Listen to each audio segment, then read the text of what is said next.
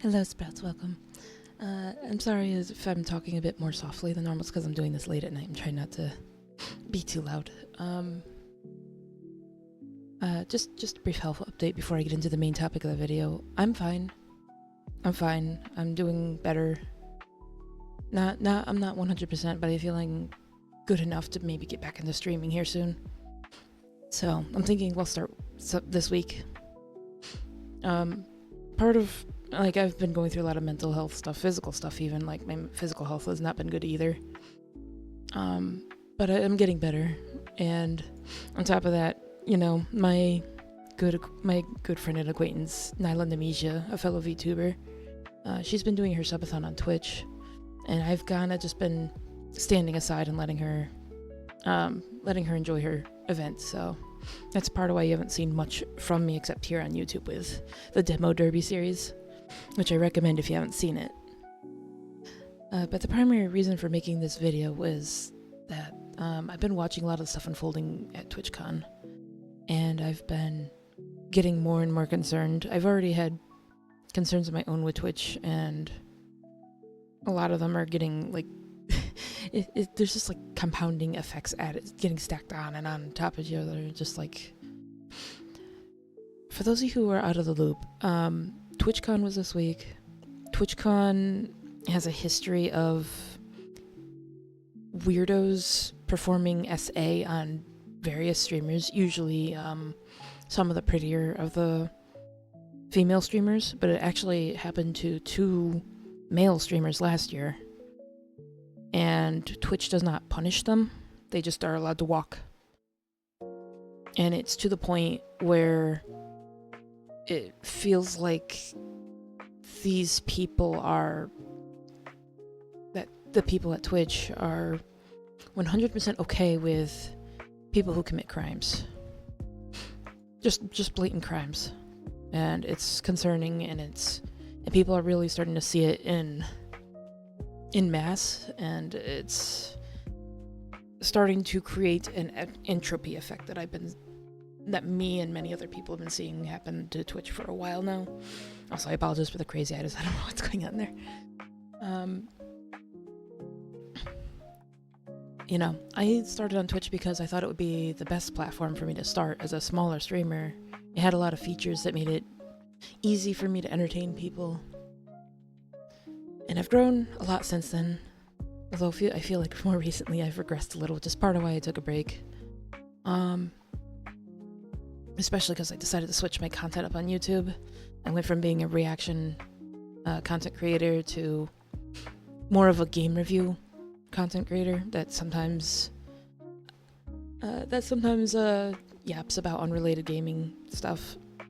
Sometimes I'll talk about VTuber drama. I mean, I don't do it as much as I probably should be, but I mean, most of the time I just don't have an opinion on certain things. That's why I don't talk about them.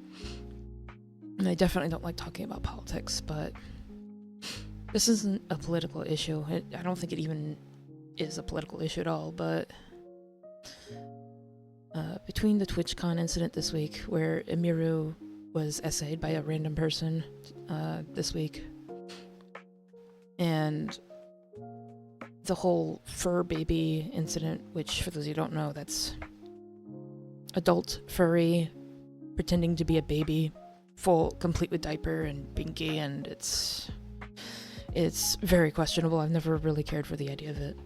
Like, I don't care if you're a furry. I just think that the fur diaper, the fur baby stuff is crossing lines, in my personal humble opinion. But yeah, a fur baby was on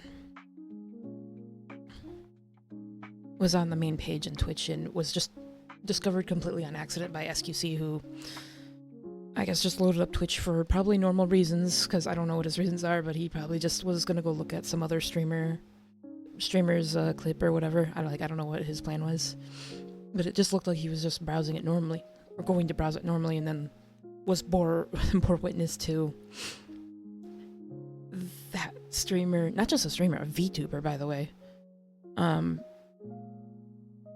dressed up as a diaper or fur baby, and is on the main page. And when I say the main page, I don't mean like just anywhere on it. I mean on the the promotional wheel of videos at the very top. That's reserved to only Twitch partners. So it became a big deal. And he only got banned for 1 day. A lot of people are not happy about that. So between that, the Twitch stuff, the TwitchCon stuff, sorry, people are not happy. There's a lot of people who are jumping ship more than usual. And I've been looking at it and I'm like, I started on Twitch because I thought it was best for me at the time. I don't agree with Twitch's stuff, and it sounds like there's going to be entropy and boycotts more than usual. And I get it. But that also puts me in a tight spot on Twitch because I enjoyed my time streaming on Twitch. I didn't really have too many issues on Twitch, really. I didn't. I'm not going to be giving up on Twitch either. I've said at the beginning, I've said for many times, I'm going to say Twitch till the bitter end. But I think it's time to stop prioritizing it. And what do I mean by that? Well, for starters, it's going to be very slow. You're not going to notice the difference. But I did make changes on OBS where in the normal settings option, you can set where you're directly connected to. And then you could just stream to just that platform. But I also have a plugin that lets me stream to other platforms at the same time. That's how I'm able to stream to both Twitch and YouTube. Every so often I do have internet issues and I have to drop one of the platforms. If push comes to shove, I will be streaming to only one platform. That'll probably just be YouTube going forward. I don't care for streaming on YouTube. I don't. It's got problems. Just technical problems, just from not being implemented very well. YouTube doesn't seem to care too much about it.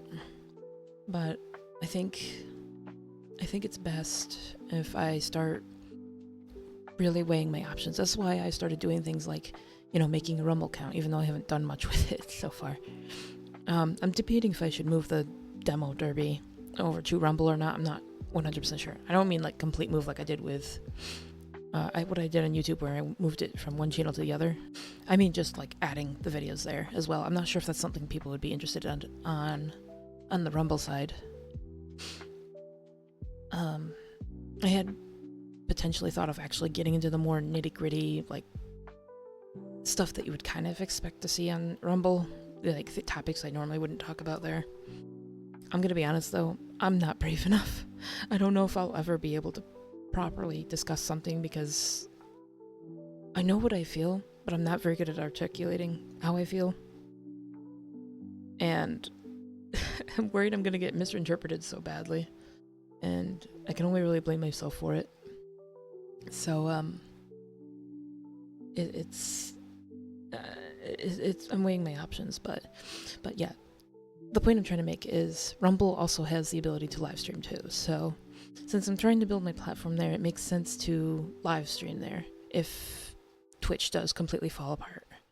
This is something I've been eyeing as a problem for a while that I knew I would eventually have to jump ship. I don't want to be leaving people like Nyla behind, and that's why I'm dragging my feet on this. But if I get permanently banned, or if something happens that prevents me from being able to stream reliably on Twitch, that's it. That's all I can do. Let's move on.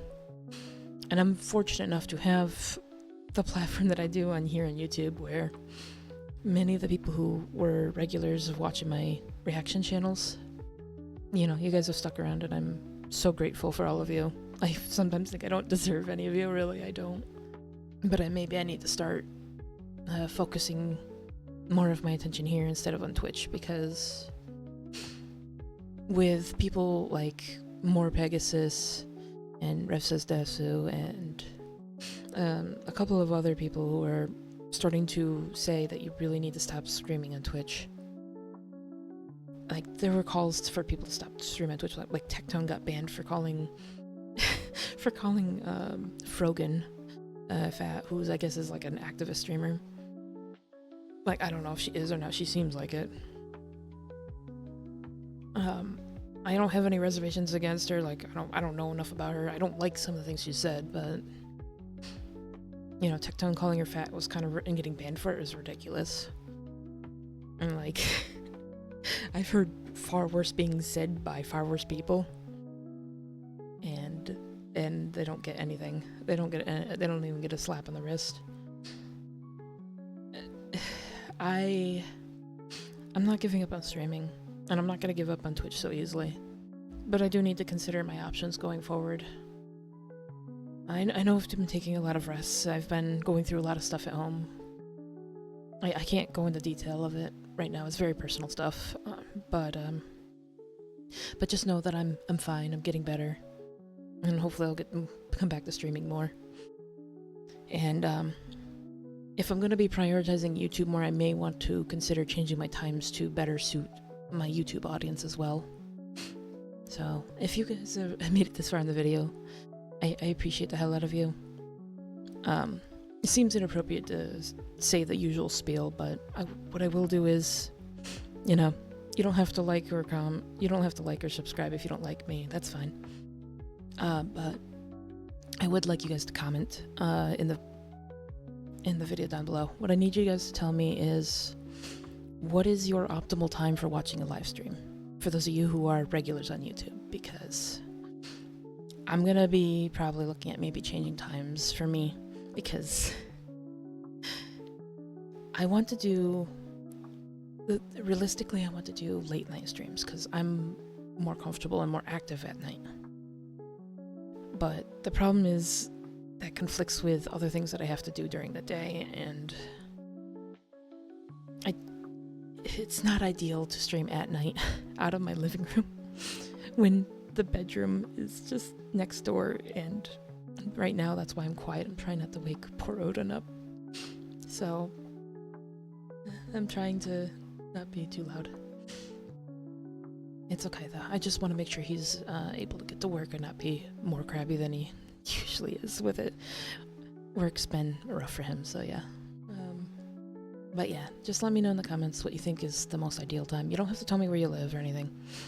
Just the only thing, it's just very important that you put your time zone alongside the time so that I know roughly like how many, I can do the math on my own, right?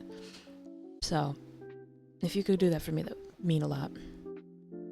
I'm sorry, I'm rambling a lot. I'm trying to like, I'm very off script right now, but that's how I always prefer my yappenings. And I hope you guys do too.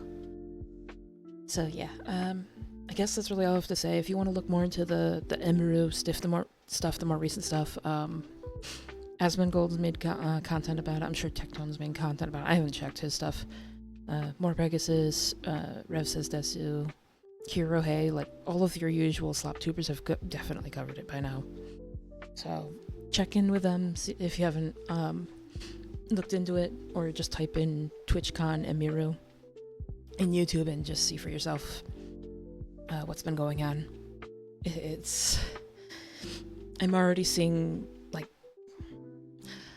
I wouldn't say I'm actively seeing it, but I am definitely predicting that this event is going to cause a series of boycotts and entropy that I'm not going to be able to survive if I stay too long on Twitch, but I promised I'd stay till the bitter end, and I'm going to do my best.